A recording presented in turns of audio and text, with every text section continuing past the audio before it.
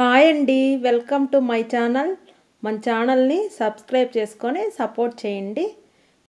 అందరూ వీడియో చూస్తున్నారు కానీ లైక్ చేయట్లేదు. లైక్ చేయండి.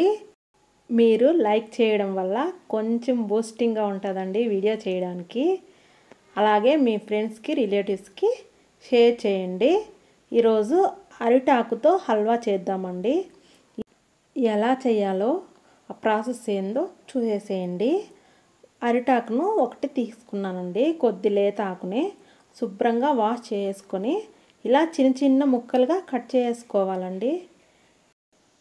చిన్న ముక్కలుగా కట్ చేసుకున్న తర్వాత ఒక మిక్సీ జార్ తీసుకొని అందులో ఈ అరిటాకు ముక్కలన్నీ వేసుకొని కొద్దిగా వాటర్ తీసుకొని మిక్సీ పట్టేసుకోవాలండి.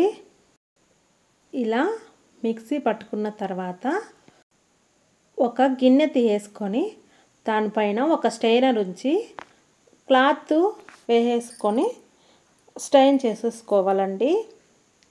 ఇలా చేయడం వల్ల పిప్పేమీ రాకుండా ఆ జ్యూస్ మాత్రమే కింద గిన్నెలోకి వస్తుందండి. ఇలా స్ట్రైన్ చేసుకున్న తర్వాత ఈ పిప్పినంతా పడేసేయాలండి. ఆ జ్యూస్ మాత్రమే తీసేసుకొని హల్వా చేసుకుందామండి. ఇప్పుడు ఈ బనానా లీఫ్ జ్యూస్లోనికి 2 టేబుల్ స్పూన్ల కార్న్ఫ్లోర్ వేసుకోవాలండి.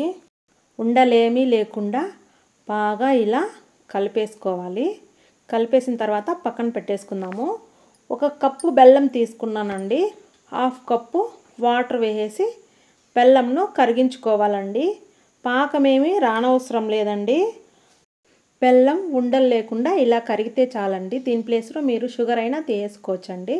ఇప్పుడు స్టవ్ వెలిగించి ప్యాన్ పెట్టేసుకొని అందులో నెయ్యి వేసేసుకుందామండి. తర్వాత సన్నగా కట్ చేసుకున్న డ్రై ఫ్రూట్స్ ఫ్రై చేసుకుందాము.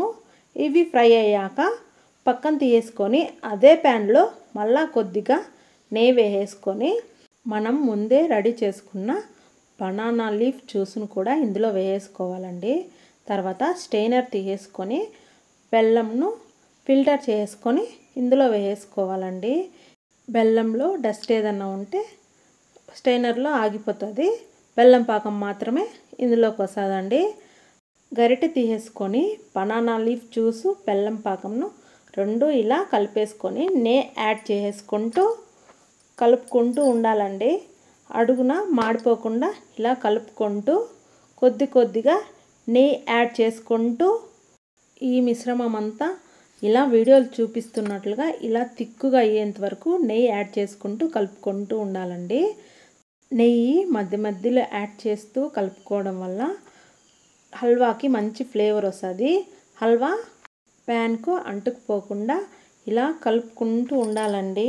తర్వాత వేయించి పెట్టుకున్న డ్రై ఫ్రూట్స్ కూడా వేసుకొని స్టవ్ ఆపేసి హల్వాను సర్వ్ చేయడమే. మీరు బెల్లం ప్లేస్లో షుగర్ కూడా యాడ్ చేసుకోవచ్చండి. అప్పుడు ఇలా థిక్ కలర్ కాకుండా లైట్ గ్రీన్ కలర్ వస్తుందండి. నేను హెల్త్కు షుగర్ అంత మంచిది కాదని బెల్లం యూజ్ చేశాను. హల్వా చాలా టేస్టీగా వచ్చిందండి. మీరు ట్రై చేసి ఎలా వచ్చింది కమెంట్ చేయండి. మన ఛానల్ని సబ్స్క్రైబ్ చేసుకొని సపోర్ట్ చేయండి. Thank you for watching. Take care. Bye bye.